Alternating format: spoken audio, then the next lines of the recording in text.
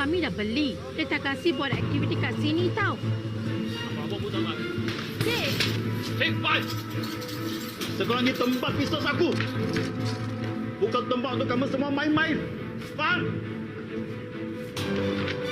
Aku dengar kamu orang tak letak khidmat yang lengkap. Tak tahu datang dari mana. Kalau mau belajar, kamu pergi cari tempat lain. Diamlah. Jangan buat bising. Customer aku sudah komplain. Saya faham Cikgu Siti. Tapi budak ni tak ada sijil lahir, tak ada dokumen. Tak bagi budak-budak ni pergi sekolah kan? Tak apa. Biar aku je yang dekatkan sekolah dengan diorang. Boleh tak saya tukar apple ni dengan buku tu? Yang ni? Boleh je.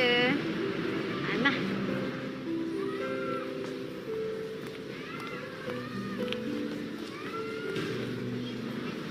Tak apa, awak simpan je apple tu, okey? Betul ke? Betul. Terima kasih, Kak. Okay, so A untuk? Apple. B untuk? Ball. C untuk? Cat.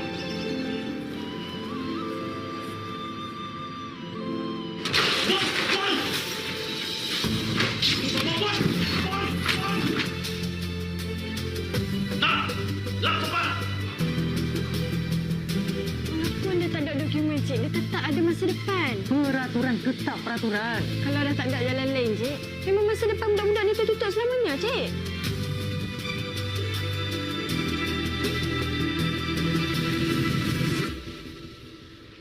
Budak-budak ni tak minta kemewahan. Diorang cuma minta peluang.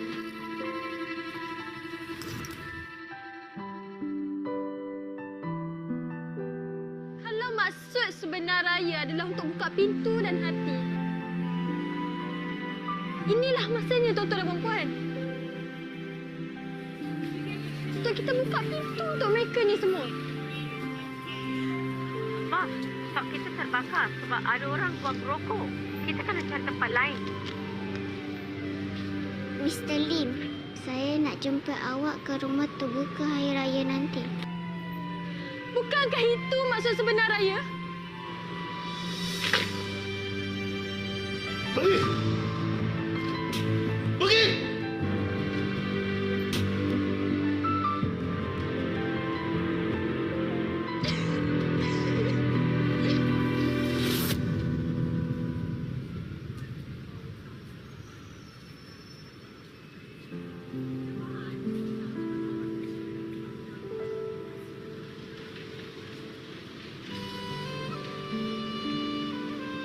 Dulu aku fikir sekolah untuk yang ada.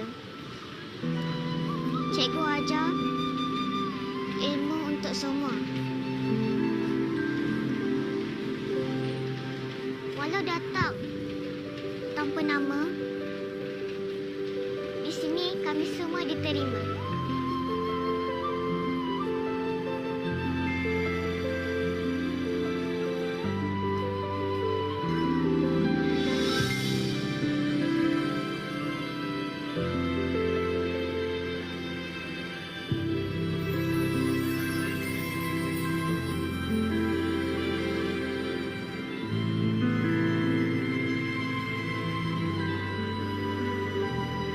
Haji, bye-bye, bye-bye.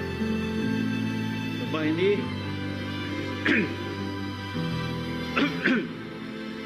tempat ini kamu orang pakai je.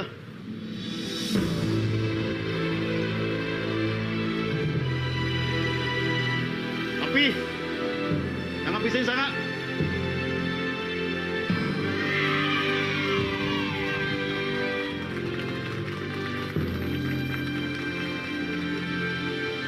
Cikgu nak awak ingat satu pesan cikgu, okey? Ilmu yang kita ada, kita kena kongsikan dengan semua. Tahun depan boleh tak saya ajar budak baru? Boleh. Terima kasih, cikgu.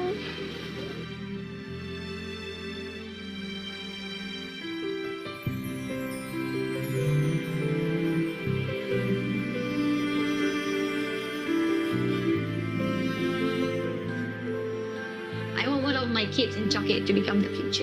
They can be proud of themselves telling that I am the street children that came out from the Bujang and Jockey. And I'm here to change humanity. I'm here to change how people live. Okay, done.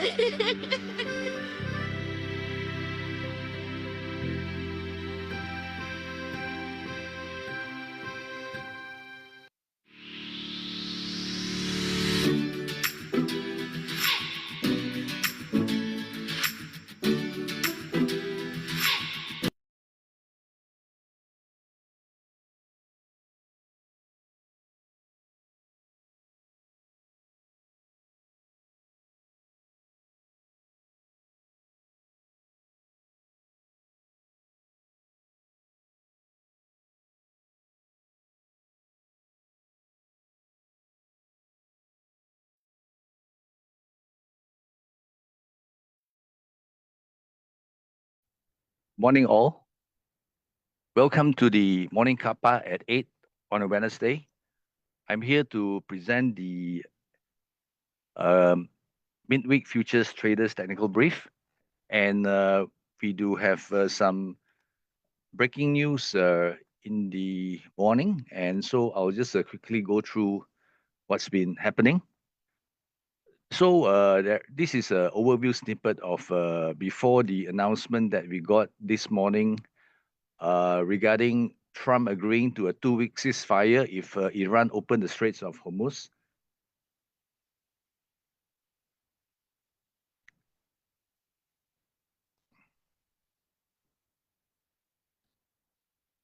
Yeah, so on the left-hand side, what we know before the announcement, there is actually a war risk premium, which is geopolitics, tightening of energy, and also the flows of oil. And the Strait of Hormuz, as we know, is the channel whereby 20% of global oil flow are at risk, if it's not open. And also it is open to tanker attacks, and this will also give a supply uncertainty. And so this will also affect the oil volatility, and therefore the chain of supply would cause oil supply shock, and this will also result in diesel rally, biodiesel substitution demand, and whatnot, for all the commodities that we are following. So with this 2 weeks ceasefire that is being proposed by Trump, we have to be very, very vigilant in monitoring the price movement. And I believe that with the morning reaction to the news, it's been somewhat, been very extreme. And therefore, we would like to recommend that, any levels which are very, very low in the scheme of things, there is definitely an opportunity because these 2 weeks will expire, and therefore there would be still many opportunity to be uh, putting in a position on the lower end of the markets. But let us go into the popular futures product by traders, and this was prepared last evening, and so some of these projection, or rather the setups, would be very much been altered due to the news this morning. But from the point of view, before all this has been happening, the crude palm oil is on positive, the KLCI negative, together with Hang Seng, the China A50, including some of the US indices. But, as of last evening, most of them have actually gone into a much neutral position. So we have seen that there has been a massive spike. So for agriculture, although we see some neutral on the side, this may be impacted by the movement of crude oil, which has actually crashed through the 100 US dollar a barrel. And this has given metals a very good leg up. And In fact, even before this morning's news, on week 5 itself, there has been a recovery that has been detected for gold, silver, and copper. So for crude oil, this is again from last evening, and currently it would be definitely be on the rate, which is actually on the negative side.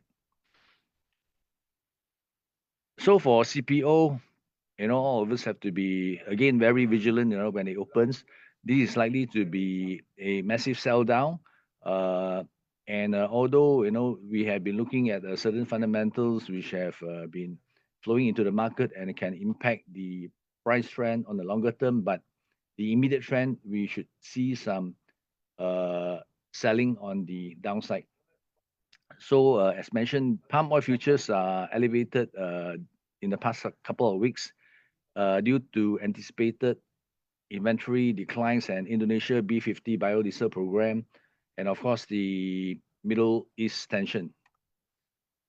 So for commitment of traders, also a very interesting picture. As we can see, even before all this is happening, the S&P 500 has indicated that a lot of the hedgers have actually hedged their positions on the downside, which actually means that they are protecting their portfolio from deteriorating due to all the volatility.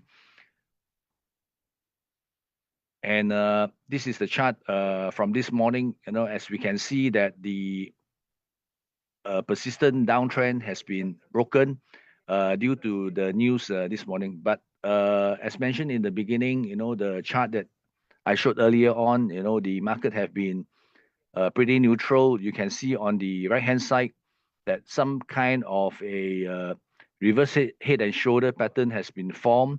But right now, the price is trading above that shoulder now. For micro gold, this is one of the market guide calls that was made last evening. And so what has happened is that gold has actually spiked up. And also what has been observed is that there has been a creation of a temporary bottom before all this is happening. And in fact, why has this happened is because investors were actually looking for a progress between the US and Iran ceasefire, which has already happened this morning, and therefore the spike that we saw in the morning. And this was actually posted at about 4 something p.m. Last evening. So we did have a positive short-term setup that was actually indicated here, and the reference price was 4705. Potential profit price, which has already been triggered, is 4855 this morning, and we had a potential loss price below the 4625, which will give us a potential loss of 800. And just to let everybody have a view of what has happened is that it was actually $6 before hitting the stop loss. It was trading at 46.31 point something, at some point in the late evening last night. So it missed the stop loss by about $6+. Let's move on to agriculture. This was also prepared last evening. And so from what we have noticed here, in fact, for soybean oil, which is actually the next product that we are recommending, we saw that there has been some hedging that's been going on too, because soybean oil has been rising due to the stronger crude oil prices noticed over the past 3 or 4 weeks. So as you can see now, the chart that is being shown here, that palm oil, the soybean oil price is very strong, but this is going to change, in the opening session for soybean oil. And basically, the fundamental that is affecting the price movement, which is going to be less impactful. I think the sentiment is going to be more of one which we will see in the shorter term. So for market guide this morning, we also foresee that the setup is still positive. Current price is 69.42, which is the closing of the last night. And we do have a reference price at 65.50, which is quite far away from the indicative current price. So we are looking at a potential profit price of 67.5, which is a 200 ticks move, giving us a potential profit of 1,200 US dollar and potential loss price below the 64 at a US dollar loss of 900. So this is my last slide. Want to promote our campaign, futures campaign that is ongoing, Trade with Passion Futures Campaign 2.0. And so for anyone who opens a new account with us, you are entitled to zero brokerage of up to 500 ringgit on all online buys for 30 days. So that's all from me. I'll pass on to Aiman. Thank you so much.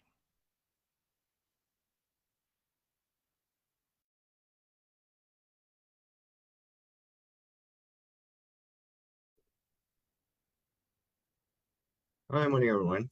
Thanks, Vincent. Welcome back to Manikapa. Right. So I think that the for the S&P 500, well, the market was incredibly tense yesterday. Right. I think the index managed to end slightly in green, right, up by almost 0.1%. But this doesn't tell the whole story, lah, right? I think the market declined earlier in the day after Trump issued a very dark threat against Iran, leading to a widespread call for its removal, and also concern about the major escalation as well. I think, however, we saw a late session recovery after the Pakistan stepped in to propose the 2 weeks extension to the deadline, giving the diplomacy one last chance. So I think while the exit hope is keeping stocks from declining further, right? I think the situation is extremely fragile right now. So we are seeing a lot of, I would say, political drama in US, and also the high oil prices, right? So for now, we are staying very cautious and focused on defensive names until we see any deal to crystallize, right? Right. So looking at the China A50 futures, I think the market saw a slight pullback on Tuesday session as investors took a breath ahead of a big deadline in the Middle East yesterday, right?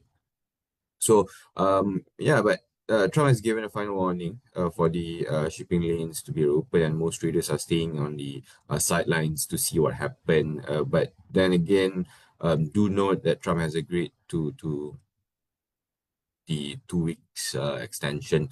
I think, well, we saw some worrying news over the weekend, also last weekend, right, about the increasing fighting. I think China's own economy is actually showing a great signs, which the factory activity hitting 1 year high recently. So I think for now, the market is just waiting to see any deal can be signed, right? So for the WTI crude oil futures, well, it ended the day yesterday around $110 level, pulling back from the morning peak. I think nearly $117 level. So it was a day of extreme headlines yesterday. Trump issued his severe warning yet, but the market actually come down late in the session thanks to the proposal for the 2 week cooling off period. However, just don't get tricked by this small pullback. I think the situation on the ground is getting more serious. So we saw major industrial sites in Saudi Arabia, and also Iran hit by missiles yesterday, and also I think Bahrain has shut its main port also.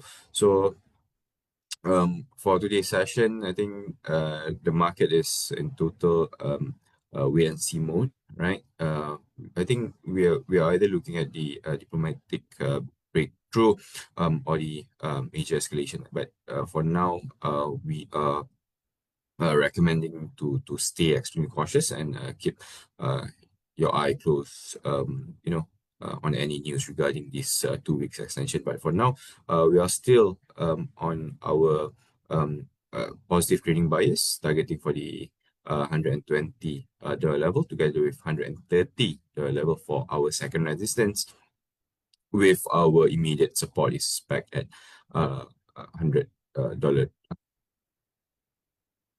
So moving on to our local market, well, the KLCI pulled back, yesterday to close lower, easing the early gains.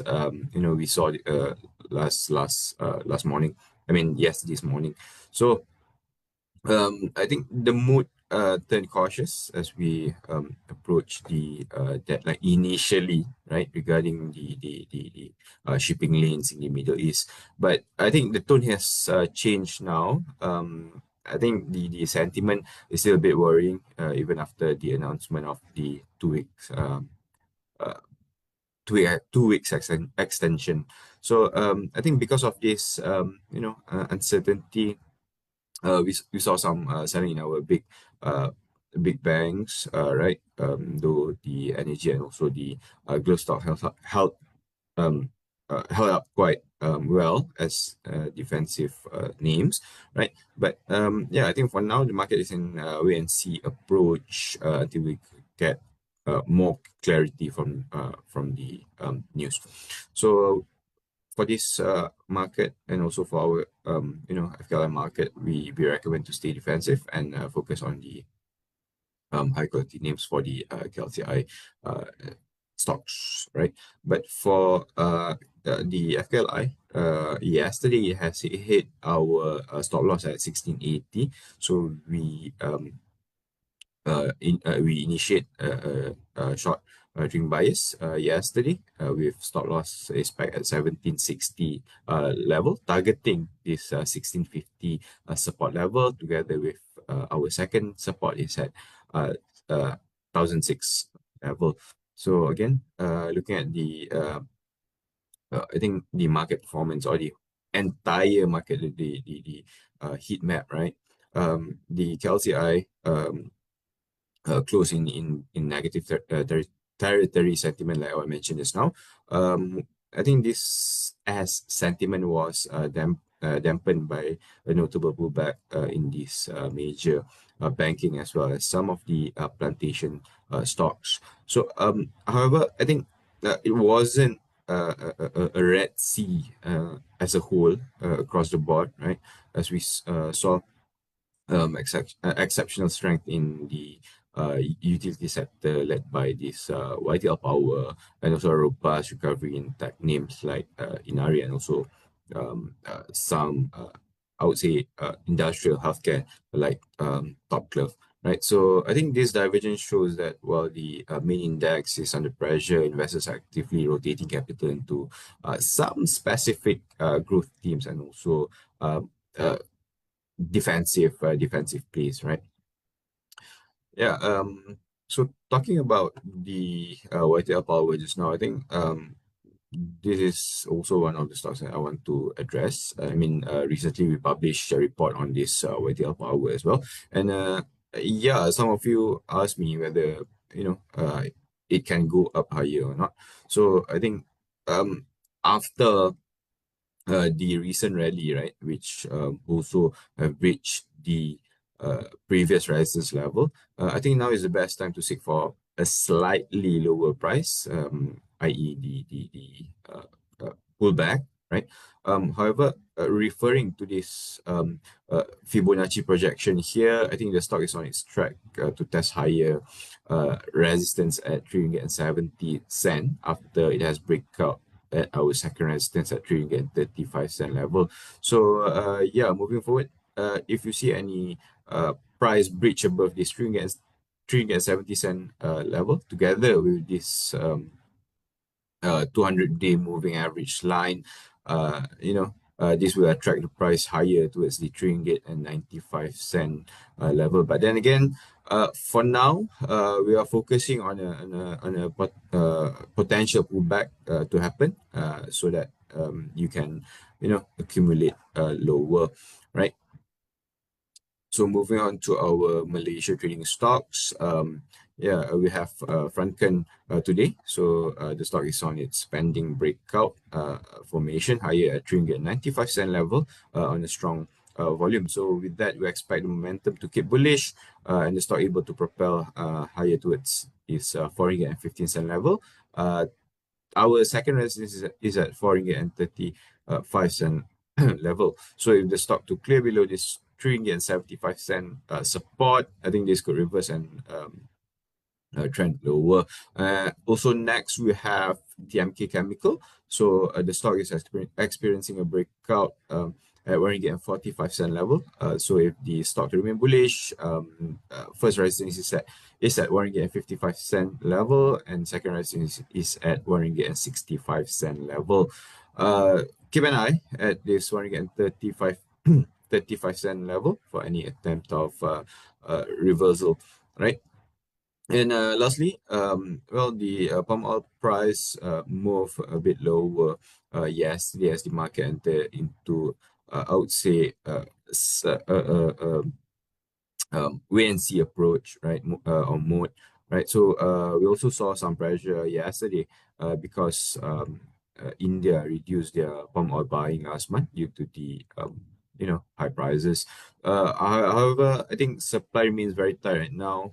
Also, Thailand just announced a new restriction on their own export starting yesterday. So for today's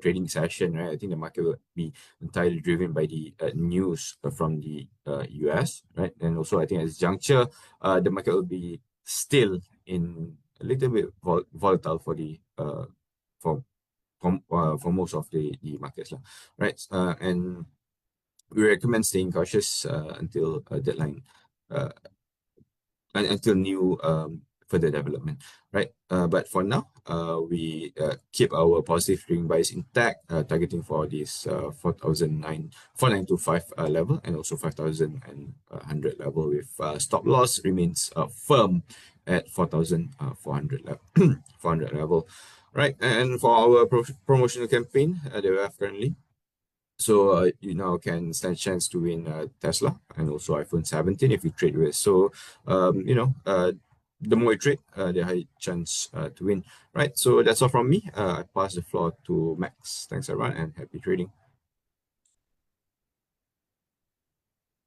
Right. Thank you, Aiman.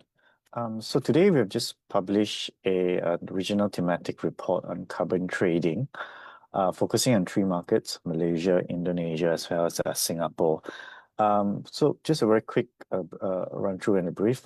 Essentially, if we just earlier last month, the UN has reported that the last 11 years has been the most hottest in recorded history.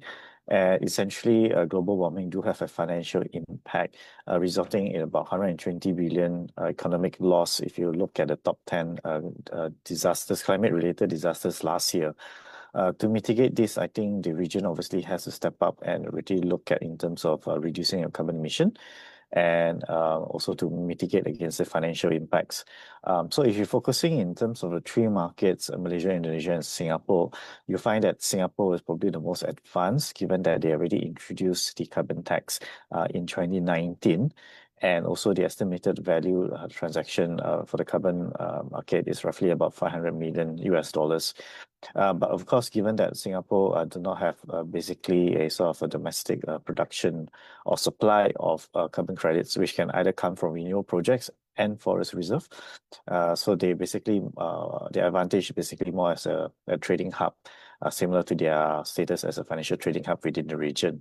Whereas for Indonesia, they are they are definitely on the opposite side, given that they have a large reserve of forests which they can actually utilize and monetize and capitalize basically for the carbon market. But domestic demand is quite low, whereas definitely I think the focus is really to export these carbon credits for the international market. Whereas for Malaysia, I think we are still in the very early stages, given that we are only looking at introducing this whole climate bill this year. But of course, I think as we all know that with this introduction of climate bill, we will find essentially that the potential introduction of carbon tax into the market, initially on the energy, iron as well as the steel sector. So just focusing on Malaysia, I think the key focus for the stocks under coverage, especially for these three sectors, is the whole implementation of carbon tax. I think even though we're expecting for this carbon tax basically to be enacted or to be passed in Parliament sometime this year, given that the whole move is basically just to mitigate this whole tax for any sort of imports in the EU market for some of these sectors. For example, like fertilizers, aluminum, as well as cement. But I think for exports into the EU, for Malaysia, we only export about 6% to the EU. And lastly, I think exposure for some of these tax products is more on the aluminum, which I think precious metal is a very good sort of a buffer against it, given that their aluminum products are actually low carbon intense due to the major supply of hydroelectricity for their power. But that's it. I think in our report, what we've done is that basically we looked at what's the potential impact on earnings on companies under coverage if we assume a 15 ringgit per ton sort of a carbon tax. We think that even if the government do introduce carbon tax, there will be some mitigating factors. Number one, they will probably have a sort of a pass-on adjustment.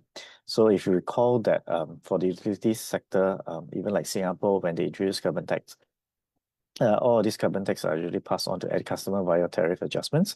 So assuming, let's say for Tenaga, if they are not able to pass on any of this via pass-on mechanism, the impact to their FY26 earnings is roughly about 11%. But that said, even if they do pass on, let's say this 15 ringgit carbon tax, the impact to the tariff is roughly only about 2%. So it's actually still quite not too bad. But within the coverage of our name, I think Tenaga would be the most resilient, given that they are much more clear in terms of ESG pathway to reduce your carbon emission. And then we also think that YTL also is also quite well fortified, given that they don't have any coal, or they have very minimal coal exposure. So even at 15 ringgit, their impact to earnings is roughly up 4%. Within the oil and gas names, I think the impact will be mostly felt by Petchem if they cannot pass on this cost. That's roughly about 25% earnings. But do note that again, we think that the government will essentially introduce some measures, like for example, like a pool of carbon allowances that they can offset from the first day of introduction of carbon tax. But our topics for Malaysian companies, again, Tenaga, YTL, Salt Affairs, precious metal, given their carbon footprint is about 80% lower than global average, and also Vincent, because Vincent, I think for the oil and gas sector, they have basically been one of the pioneers and taking the front foot in terms of implementing ESG linked KPIs as well as technology to reduce their emissions. So this will be our topics. But again, I think carbon tax is probably that we'll see more stronger news flow within the next 6 to 12 months. But I think these are the stocks that will be most resilient. With that, I'll just stop here. And I think that's all for us for today. I wish you a happy trading today, and we'll see you for the morning cuppa tomorrow. Thank you and have a good day.